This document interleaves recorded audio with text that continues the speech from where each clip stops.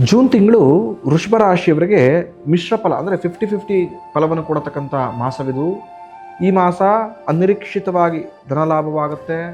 ನಿಮ್ಮ ಆತ್ಮೀಯರು ನಿಮ್ಮ ಬೆನ್ನೆಲುಬಾಗಿ ನಿಂತ್ಕೊಂಡು ನಿಮ್ಮೆಲ್ಲ ಕೆಲಸ ಕಾರ್ಯಗಳಿಗೆ ಸಪೋರ್ಟ್ ಮಾಡುವಂತರಾಗ್ತಾರೆ. ದೊಡ್ಡ ಮಟ್ಟದ ಕೆಲಸಕ್ಕೆ ಕೈ ಹಾಕಿ ಈ ಮಾಸ ಸಕ್ಸಸ್ಸನ್ನು ಕಾಣ್ತೀರಿ. ಹಾಗೂ ಹಿಂದೆ ಮಾಡಿರ್ತಕ್ಕಂಥ ಸಣ್ಣ ಪುಟ್ಟ ತಪ್ಪುಗಳನ್ನು ಈ ಮಾಸ ತಿದ್ಕೊಳ್ತೀರಿ. ತಿಳಿದಿರಲಿ, ಎಲ್ಲ ಸಮಯ ಕೂಡ ಒಂದೇ ಥರ ಇರೋದಿಲ್ಲ. ಈ ಮಾಸದಿಂದ ಗುರುಬಲ ಇರೋದಿಲ್ಲ. ಆಡತಕ್ಕಂತಹ ಎಲ್ಲ ಮಾತಿನ ಮೇಲೆ ಕೆಲಸದಿಂದ ನಿಗವಿರಲಿ. ನೀವು ಆಡತಕ್ಕಂಥ ಮಾತುಗಳು ಶತ್ರುಗಳನ್ನು ಹುಟ್ಟಾಕ್ಬಿಡ್ಬೋದು. ಈ ಮಾಸದಿಂದ ನಿಮಗೆ ಗುರುಬಲ ಇರೋದಿಲ್ಲ. ನೀವು ಆಡತಕ್ಕಂಥ ಮಾತುಗಳು, ನಡೆಯತಕ್ಕಂಥ ಕೆಲಸ ಕಾರ್ಯಗಳಲ್ಲಿ ತಾಳ್ಮೆಯಿಂದ ಶ್ರದ್ಧೆಯಿಂದ ಕೆಲಸ ಮಾಡಿ. ಆಡತಕ್ಕಂಥ ಮಾತುಗಳಿಂದಲೇ ಶತ್ರುಗಳು ಜಾಸ್ತಿ ಆಗ್ತಾರೆ. ಹಾಗೂ ನಿಮ್ಮ ಚುಚ್ಚು ಮಾತುಗಳು ನಾನಾ ಜನಕ್ಕೆ ನಾನಾ ರೀತಿಯ ಮನಸ್ಸಿಗೆ ನೋವಾಗತಕ್ಕಂಥ ಸಂದರ್ಭ ಕೂಡ ಬಂದ್ಬಿಡುತ್ತೆ.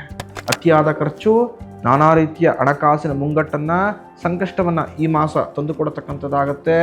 ಅತಿಯಾದ ವಾಗ್ವಾದಗಳು ನಿಮ್ಮ ಹೆಸರಿಗೆ ಕಪ್ಪುಚುಕ್ಕಿ ಬರುತ್ತೆ. ಹಾಗೂ ಮನಸ್ಸಿಗೆ ನಾನಾ ರೀತಿಯ ಚಿಂತೆ ಕಾಡಿಸತಕ್ಕಂಥ ಸನ್ನಿವೇಶವನ್ನು ಸೃಷ್ಟಿ ಮಾಡುತ್ತೆ.